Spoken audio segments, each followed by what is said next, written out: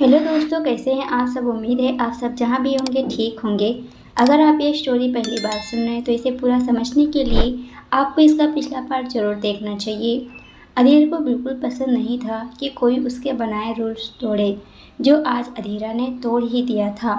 अधीर जब नीचे आया तो सब नौकरों की तरफ देखते हुए बोला, नाश्ता लगा दे, मुझे देर हो रही है। ये बोल वो डाइनिंग टेबल के पास चेयर पर बैठ गया। तभी उसके कानों में पायल की आवाज़ गई। उसने पीछे मुड़ के देखा तो पिंक शिफॉन सी सिंपल प्लेन सी साड़ी पहने, ढीला जोड़ा बनाए, जिसे उसके चेहरे पर कुछ लट आकर उसके चेहरे को छू रही थी। हाथों में एक कड़ा पल्लू, माथे पर छोटी सी पिंक रंग की बिंदी पहने वो हाथों में ट्रे लिए कुछ नौकरों के साथ बाकी सामान लिए आ रही थी। इधर नौकरों की हालत खराब थी। अधीरा ने टेबल पर ट्रे रखते हुए कहा, सॉरी, वो क्या है ना कि मुझे कल की तरह भूखा नहीं रहना था, इसलिए आज मैंने सुबह उठ के खुद के लिए नाश्ता बनाया। और जब मैं नाश्ता बना रही थी तब मुझे लगा आप भी तो नाश्ता करते ही हैं, तो इसलिए आपके लिए भी बना लिया। वैसे मैं खाना बड़ा अच्छा बनाती हूँ। दीदी कहती हैं कि मेरे हाथों में जादू है।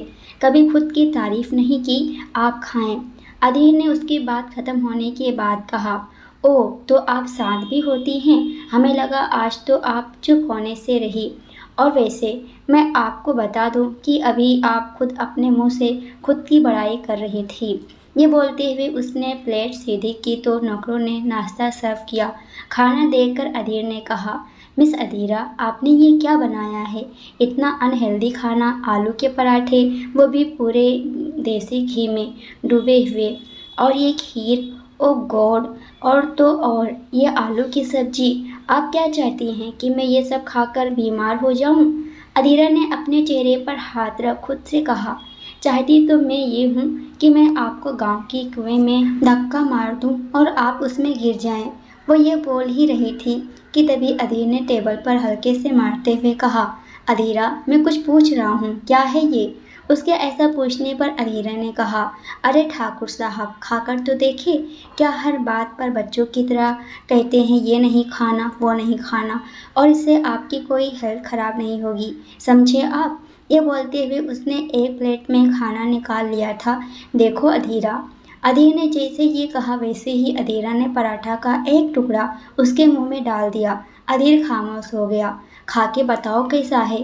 ये बोल अधीरा ने खुद भी खा लिया। अधीर ने भी जब खाया तो उसे अच्छा लगा। वो अपनी प्लेट में रखे पराठे को चुपचाप खाने लगा। तभी वीर वहां आ गया। उसे देखते हुए अधीर ने कहा, हाँ वीर, रुको, मैं बस अभी आया। उसने ये बोला और खीर खाते हुए उठ खड़ा हुआ और अधीरा की तरफ देखते हुए बोला, आप 12 बजे मेरे ऑफिस आ जाना ड्राइवर के साथ, मैं आपको लेकर चलूँगा। ये बोल वो वीर के साथ निकल गया। अधीरा ने भी अपना खाना खाया और अपने कमरे में जाकर अपनी फाइल देखने लगी। फिर वो बैठकर उसमें काम करने लगी। 12 बजे अधीर का ऑफिस। इधर अधीर अपने ऑफिस में बैठा काम कर रहा था। तभी वीर ने उसे याद दिलाया कि उसे अधीरा के साथ जाना है। वो बस निकल गई हैं, अभी कुछ देर में पहुंच जाएंगी। यह कहकर वीर चला गया। अधीर अधीरा का नाम सुन उसकी बातें याद कर मुस्कुरा दिया। उसे कल रात का अधीरा का बच्चों की तरह रोना, जिद करना सब याद आ रहा था। वो ये सब सोच के मुस्कुरा ही रहा था कि तभी उसके केबिन में बिना नॉक किए नताशा आ गई। अधीर की असिस्टेंट ने उसे डरते हुए कहा, सर, मैं इन्हें रोक रही थी पर ये नहीं रुकी। कोई बात नहीं, आप जाएं। ये बोल वो ठीक से अपनी कुर्सी पर बैठ गया। असिस्टेंट उसके कहने पर चली गई थी। उसके जाते ही नताशा ने उसे देखते हुए कहा, मैंने सुना आपने मेरे साथ डील करने से मना कर दिया। आपको पता है ना कि आज तक मुझसे कभी कोई डील करने के लिए मना नहीं करता, और तुमने मुझे मना किया। वाह, मैं काफ़ी इम्प्रेस हुई तुमसे। वैसे आप चाहें तो मैं आपको और भी बहुत कुछ दे सकती हूँ। अधीर ने चेयर से उठते हुए उससे कहा, पहली बात, मैं डील अपने मन से करता हूँ। वो और होंगे जो तुम्हारी जिस्मों की नुमाइश पर डील करते होंगे। और दूसरी, अगली बार मेरे केबिन क्या मेरे ऑफिस में आने से पहले अपॉइंटमेंट लेना। अब आप जा सकती हैं। नताशा उसके पास आते हुए उसके करीब आकर बहुत कॉन्फिडेंट से बोली, आप बहुत कुछ खो देंगे मिस्टर ठाकुर। सोच ले, क्या पता आपका फ़ायदा मेरे से ज़्यादा हो। वो ये बोल ही रही थी कि तभी अधीर के केबिन का गेट खोल अंदर आ गई। नताशा अधीर के काफ़ी करीब खड़ी उसे बहुत नजाकत भरे अंदाज से देख रही थी। उसका एक हाथ अधीर के सीने पर था और दूसरा उसके कंधे पर। इस वक्त अधीर गुस्से में कि तभी अधीरा आवाज़ देते हुए अंदर आई, ठाकुर साहब चले। वो इतना बोलते हुए अंदर घुसी ही थी कि उसकी नज़र नताशा और अधीर पर पड़ी। नताशा उसे देखकर गुस्से में बोली, तुम्हें तमीज़ नहीं है कि किसी के केबिन में बिना नॉक किए नहीं आते हैं। पहली बात कि नॉक वहाँ किया जाता है जहाँ परमिशन लेनी पड़े और आपका हक ना हो, पर यहाँ मुझे परमिशन की ज़रूरत नहीं है क्योंकि मैं अनजान नहीं हूँ। वैसे आपकी मेहरबानी हो तो क्या हम अपने ठाकुर साहब को ले जाएं, क्योंकि हमें कहीं जाना है और देर हो जाएगी। चले ठाकुर साहब। ये बोल उसने नताशा का हाथ अधीर के सीने से और कंधे से प्यार से हटा के नीचे किया और अधीर का हाथ पकड़ टेबल पर रखा। उसका फ़ोन उठाते हुए बोली, अच्छा मिस मैडम चलते हैं, फिर कभी मुलाकात होगी, बाय। ये बोल वो अधीर का हाथ पकड़ केबिन से बाहर ले आई। नताशा उसकी ऐसी हरकत पर आग बबूला हो चुकी थी। इधर अधीर को जैसे कुछ समझ ही नहीं आया कि उसके साथ हुआ क्या है। वो तो बस अधीरा को देख रहा था। अब सिर्फ अधीर ही नहीं बल्कि अधीर का स्टाफ भी ये देखकर हैरान था कि कोई लड़की उनके सर का हाथ पकड़े ले जा रही है और सर खामोश है। उन सबको देखते हुए अधीरा रुकी और बोली, क्या हुआ? आप सब तो ऐसे देख रहे हैं जैसे आपके सर को कोई अजूबा इंसान पकड़ कर ले जा रहा है। चिंता मत कीजिए, आपके सर को सही सलामत भेज दूंगी। अब आप अपना काम करें। ये बोल वो अधीर को वहाँ से लेकर बाहर आई और लिफ्ट के अंदर आ गई। अधीर ने उससे हाथ छुड़ाते हुए कहा, ये क्या हरकत है अधीरा, तुम पागल हो? इस तरह आप हमें लेकर आई, जानती भी हैं सब क्या सोचेंगे। और ये मेरा ऑफिस है, आपके बड़े पापा का महल नहीं जहां आप कुछ भी करें। आई बात समझ में? देखे खड़ूस ठाकुर, एक तो मैंने उस चुड़ैल से आपकी इज्जत बचाई, नहीं तो पता चलता इतने बड़े ऑफिस का मालिक अपनी इज्जत भी नहीं बचा पाया। अरे शुक्रिया बोलना चाहिए आपको, पर नहीं, वो तो आपने सीखा ही नहीं है। अब चले, मुझे देर हो रही है, कहीं पता चला कि सर मिले नहीं। ये बोल वो लिफ्ट से बाहर आई। अधीर गुस्से में उसके पीछे निकल के आया। वो कुछ बोलता उससे पहले ही अधीरा ने फिर उससे बोली, गुस्सा बाद में कर लेना, पहले मेरी बात सुनो। आप मुझे जल्दी से यूनिवर्सिटी लेकर चले और उसके बाद घुमाने। अब जब तक यहाँ हूँ तो सोच रही हूँ बोर होने से अच्छा है और आपसे लड़ने से तो अच्छा है कि मैं जाकर घूम लूँ। तो आज आपकी छुट्टी समझे। ये बोल वो जाने लगी तो अधीर ने उसका हाथ पकड़ अपने पास खींचा और गुस्से में उसे देखते हुए बोला, शांत, एकदम शांत। बोलना शुरू करती हो तो चुप भी नहीं होती हो, मशीन की तरह चप लगी रहती। पहली बात, आप मेरे साथ चल रही हैं, अपनी फ़ाइल देंगी, वापस मैं आपको घर छोड़ूंगा और आकर यहाँ अपनी मीटिंग करूँगा। आप घर पर रहेंगे, समझिए आप।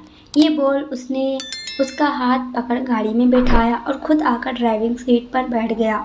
अधीरा मुंह बनाए बैठी थी। अधीर ने उसे देखते हुए कहा, सीट बेल्ट लगाओ मिस बड़बोल।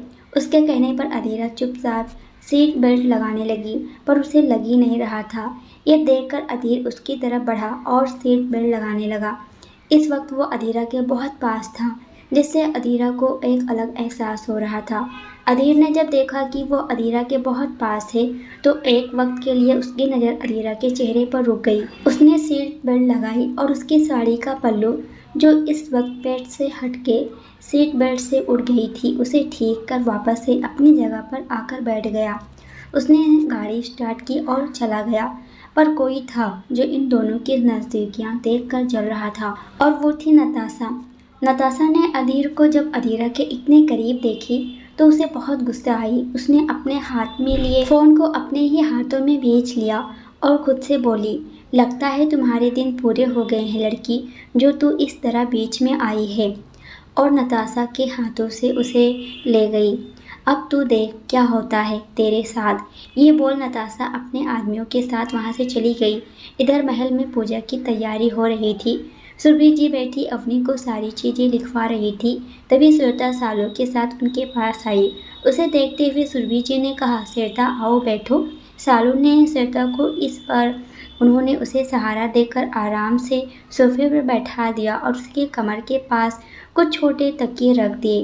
तभी अवनी ने श्वेता से बोली, दीदी आपको भी जैसे बहुत मज़ा आ रहा है। तभी सालू ने कहा, हाँ बिल्कुल ठीक कह रही हैं आप। जब से दीदी गई हैं भाभी एकदम फ्री हो गई हैं, कोई रोकने वाला नहीं टोकने वाला नहीं। और अमर भैया भी रात में आते हैं तो वो भी बेचारे क्या बोले, सुनती भी कहाँ हैं किसी की। इस पर श्वेता ने गुस्से में छोटे बच्चों की तरह एक हाथ उसे मार दी। ये देख अवनी और सुरभि जी हंसी। उन्होंने सारी लिस्ट बनवा के उसे मंगवाने का बोल देती हैं। अवनी वहीं सभी के पास बैठी थी। सुरभि जी ने कहा, पता चला कि शेर के साथ हिरनी कैसी है, कहीं हिरनी शेर का शिकार तो नहीं हो गई। ये बोल वो हंसी और उनके साथ सब भी हंस दिए।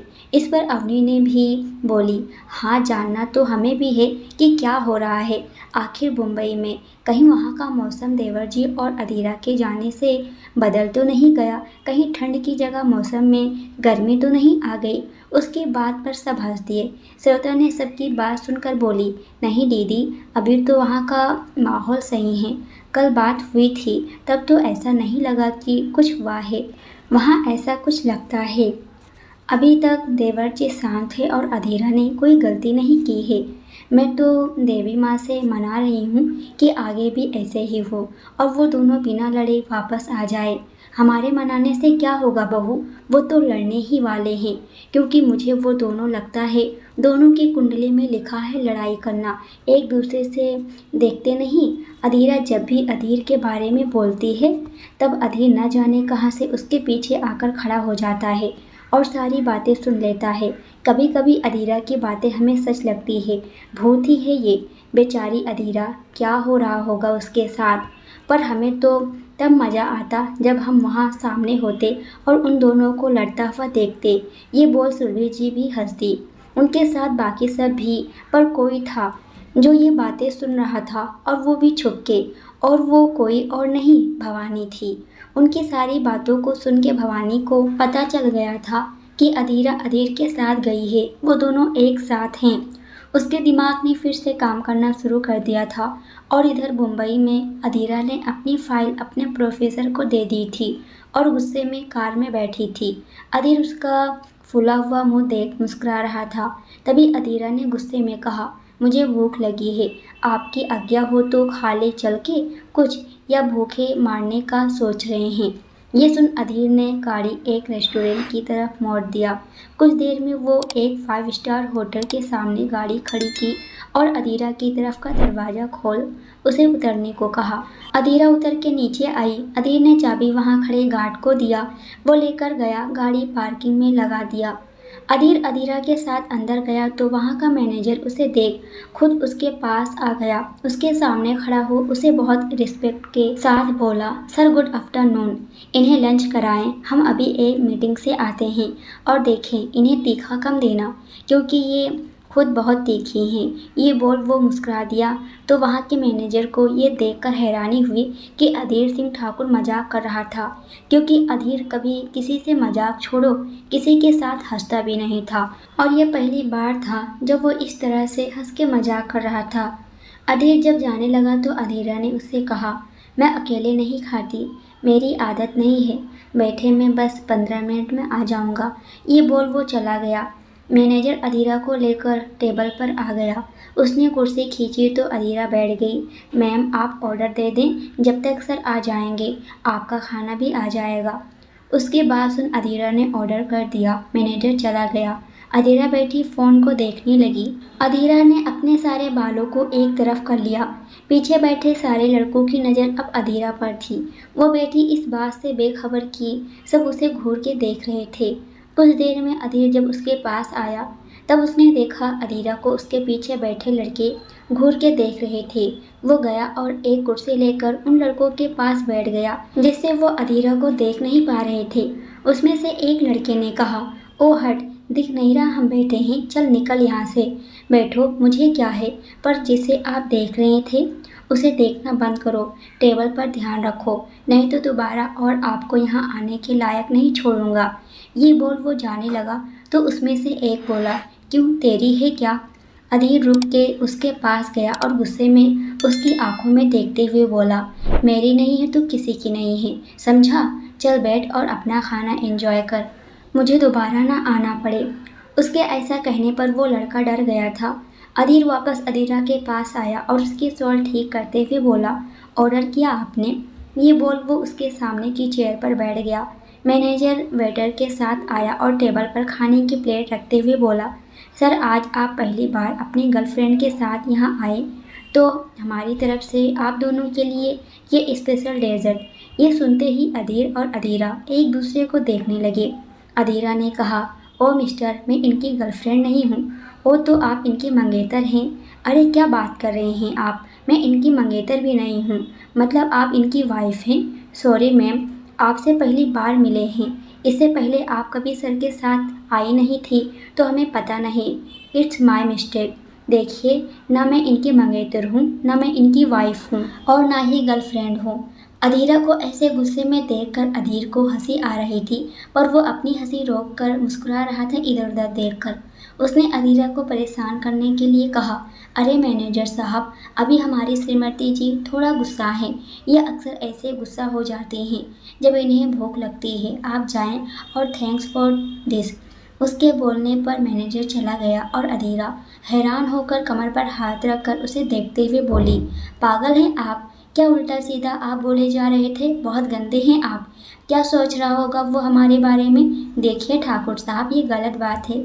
उसकी बात पर अधीर ने खाना अपनी प्लेट में निकालते हुए बोला, क्यों, अब क्या हुआ? तब ख्याल नहीं आया था जब मेरे स्टाफ और उस नताशा के सामने से मेरा हाथ पकड़ के ले आई थी और ये भी बोला था कि क्या हम हमारे ठाकुर साहब को ले जाएं, तब आपको ख्याल नहीं आया इन सब का? अब चुपचाप से खाना खाए।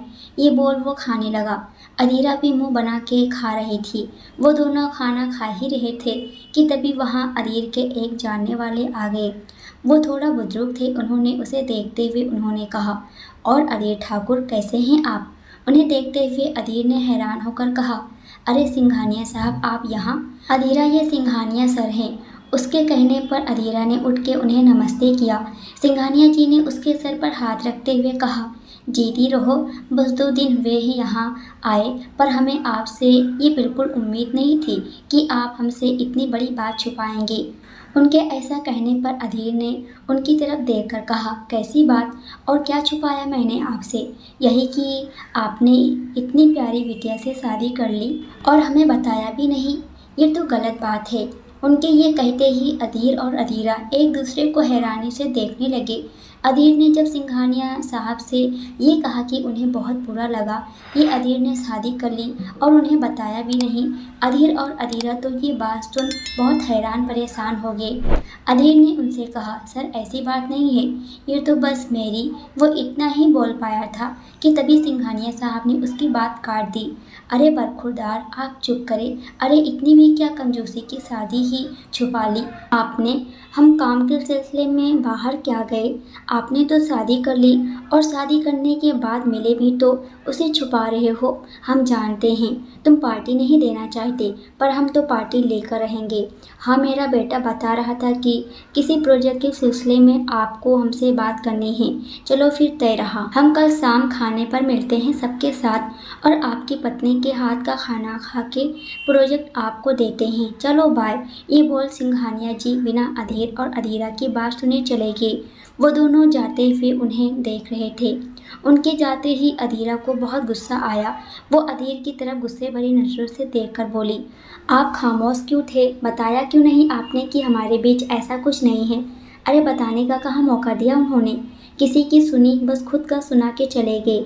मैं क्या बोल रहा था वो तो सुने ही नहीं, ऊपर से बोल दिए घर पर आने पर आऊँगा, तब प्रोजेक्ट पर बात करूँगा। जब से मिली हो तब से मुसीबत में हूँ मैं, बस हद है। अभी देखो और क्या समझते हैं आप? हैं मुसीबत की खजाना या मैं हूँ? अरे जब से मिले हैं आप मेरी ज़िंदगी से सुख चैन चला गया है। न जाने क्यों मैंने आपको बुलाया, क्यों रोका आपको मैंने? अब तो खुद पर गुस्सा आ रहा है। अधीरा ये बोल ही रही थी कि तभी वेटर बिल ले आया और उसे देते हुए बोला, सर ये और बिल। आप पेमेंट कैसे करेंगे, कार्ड से या कैश से? उसका इतना बोलना ही था कि अधीरा ने गुस्से में देखते हुए कहा, यहाँ बात कर रही हूँ मैं, तुम्हारे सर से दिखाई नहीं दे रहा है? ये देख अधीर ने उसे शांत कराते हुए बोला, ये ले जाओ, वो थोड़ा पागल है, आज दिमाग थोड़ा ज़्यादा ही गर्म है। ये बोलते हुए उसने उसे पैसे दे दिए और उधर अधीरा यह सुनकर उसे घूर के देखते हुए बोली, अच्छा मैं पागल हूँ और आप क्या हैं? इतना बड़ा पागलपन करके बैठे हैं, न जाने कब अकल आएगी। ये बोल वो अपना बैग उठा के वहाँ से गुस्से में चली गई। उसके जाने के बाद वेटर ने कहा, कोई बात नहीं सर, अक्सर सारी पत्नियां ऐसी ही होती हैं, वो कभी अपनी गलती नहीं मानती, आखिर में हमें ही सब मान कर माफ़ी मांगना पड़ता है। ये बोल वेटर चला गया। उसके जाते ही अधीर भी जल्दी से बाहर गया। वो बाहर आया तो उसने देखा अधीरा बाहर नहीं थी। उसने वहाँ खड़े गार्ड से पूछा, वो जो नीले रंग की साड़ी में लड़की निकली थी वो कहाँ है? उस गार्ड ने कहा, जी वो तो अभी बाहर निकल के गई हैं, ज़्यादा दूर नहीं गई होंगी। उसके बोलते ही अधीर जल्दी से बाहर गया तो उसे अधीरा कहीं नहीं दिखाई दी। कहाँ गई ये लड़की? एक तो यहाँ के बारे में कुछ भी जानती नहीं है। अधीर परेशान सा बाहर आ गया और सड़क पर अधीरा को खोज रहा था। तभी उसे सामने सड़क के उस पार अधीरा एक गोलगप्पे की स्टॉल के पास देखा। वो जल्दी से रोड क्रॉस कर उसके पास गया तो देखा अधीरा गोलगप्पे खाए जा रही थी। अधीर उसे देखकर बोला, तुम पागल हो, यहाँ क्या कर रही हो? मैं कितना घबरा गया था पता है क्या तुम्हें? और तुम यहाँ गोलगप्पे मस्त से खा रही हो। उसने जैसे ये कहा अधीरा ने उसके मुंह में गोलगप्पे डाल दिए, जिससे उसका मुंह बंद हो गया और वो उसे आंखें फाड़े देख रहा था।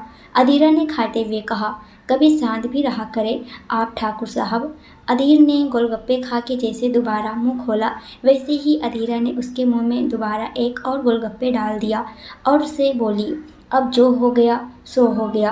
अब सोचना ये है ठाकुर साहब कि आगे क्या करना है, क्योंकि प्रॉब्लम में तो हम दोनों हैं, तो सॉल्यूशन खोजना होगा।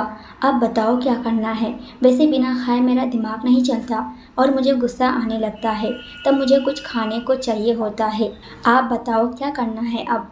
अधीर देख रहा था कि अधीरा ने बातों बातों में काफ़ी गोलगप्पे खा लिए थे और उसे लगा अब उसकी तबीयत खराब हो जाएगी।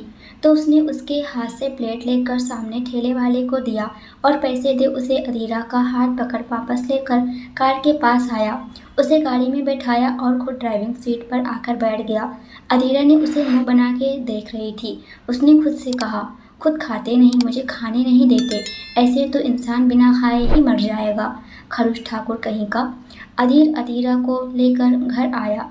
अधीरा अपने कमरे में चली गई और अधीर वापस ऑफिस में चला गया। अधीरा कुछ देर सुरभि जी और सुरता से बात कर ऐसे ही बैठे कुछ पढ़ने लगी।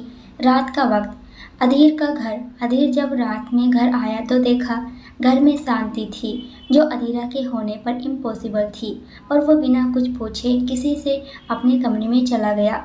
चेंज कर जब वो बाहर आया तो उसने नौकर से पूछा, अधीरा कहाँ है?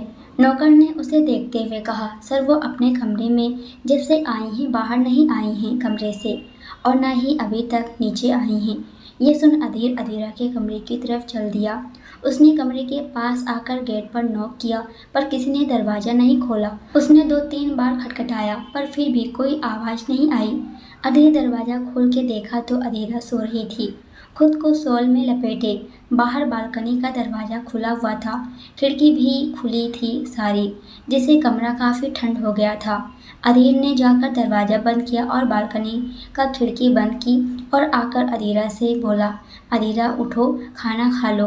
अधीरा ने उसकी आवाज़ पर आंखें खोल कर देखी तो अधीर सामने खड़ा था। आप कब आए? ये बोलते हुए अधीरा उठ के खड़ी होने लगी। बस अभी आया, चलो खाना खाओ। उसके कहने पर अधीरा आगे चलने लगी पर उसे जैसे चक्कर आ रहे थे।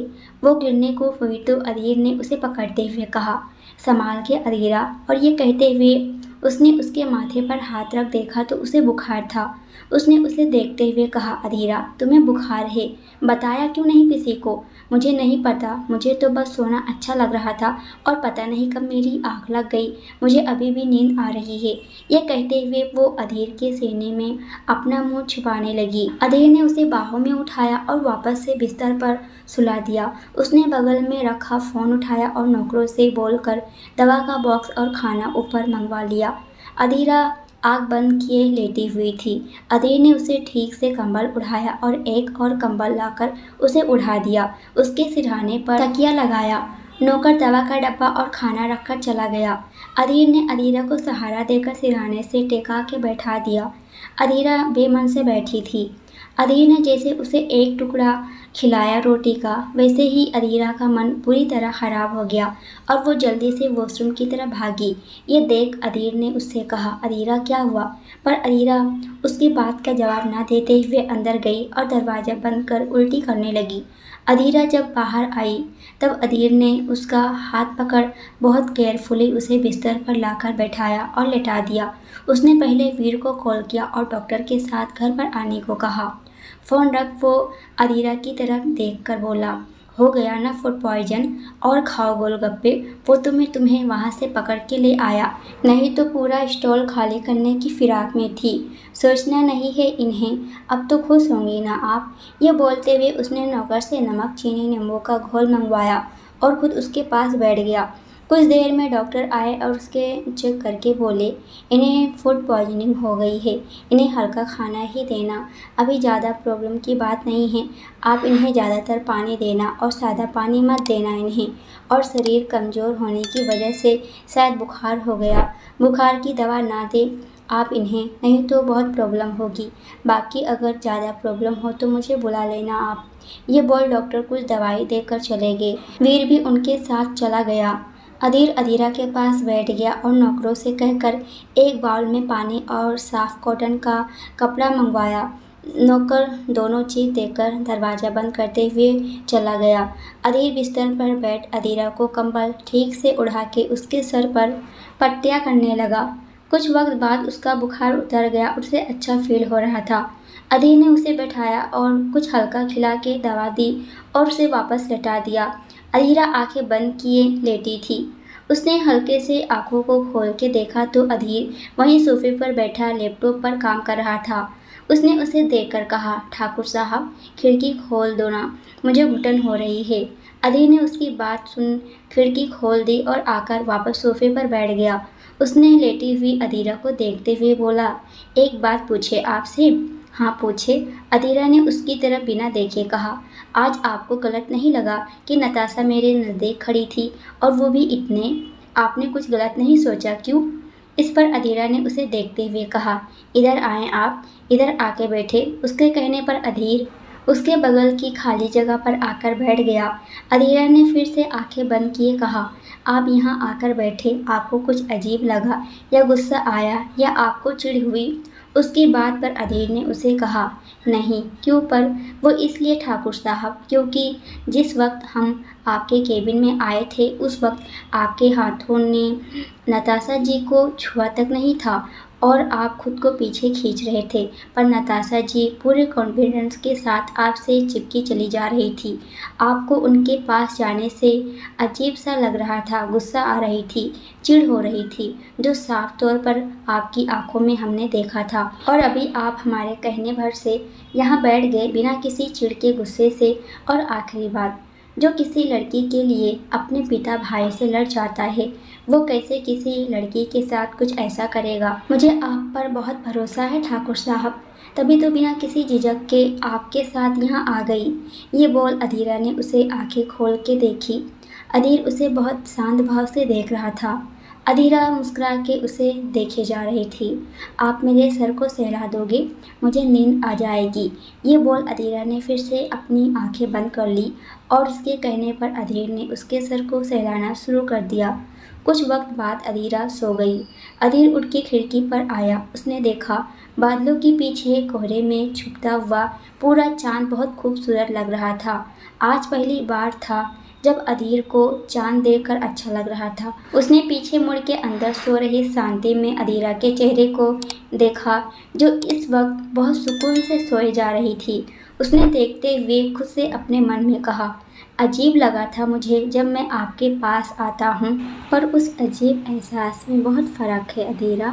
मुझे नहीं पता क्या एहसास है, ये तुम्हारा पागलपन अच्छा लगता है, तुम्हें परेशान करना अच्छा लगता है। अजीब हो तुम, इतना दर्द है तुम्हारे अंदर, फिर भी हंसती हो, सबको हंसाती हो, सबका ख्याल रखती हो। तुम अजीब हो, सब अलग हो। सच में तुम एक बहुत अलग एहसास हो। ये बोलते हुए वो एकटक उसे देखे जा रहा था। सुबह का वक्त, अदीरा का कमरा। अदीरा की जब आंखें खुली तो उसने देखा सुबह हो चुकी थी। उसने उठ के इधर उधर देखा पर अधीर कहीं नहीं था कमरे में। उसने धीरे से पैर नीचे रखा तो उसकी पायल आवाज कर गई।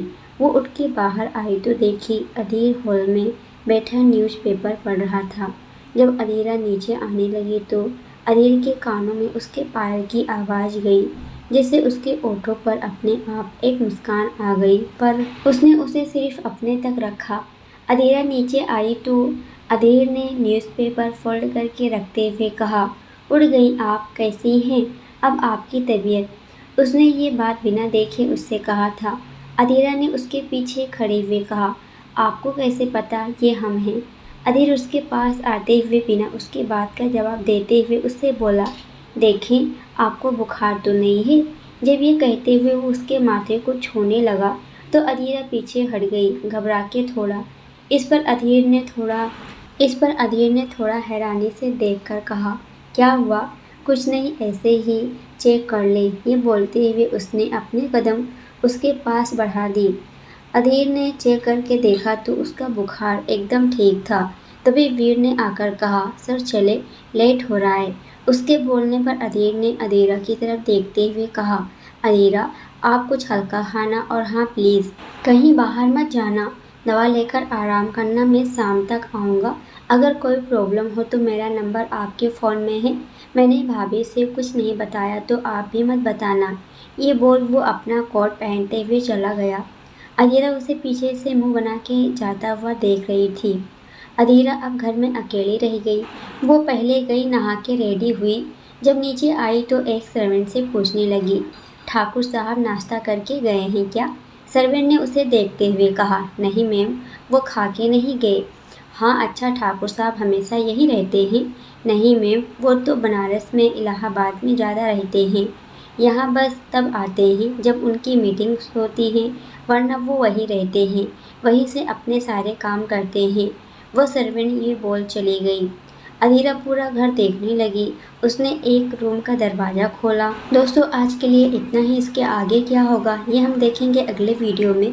जब तक ये देखिए, वीडियो पसंद आए तो वीडियो को लाइक और कमेंट ज़रूर कीजिएगा। और अगर आप हमारे चैनल पर नए हैं तो चैनल को भी सब्सक्राइब कर हमें सपोर्ट ज़रूर कीजिएगा। पूरी वीडियो देखने के लिए आप सभी का बहुत बहुत धन्यवाद।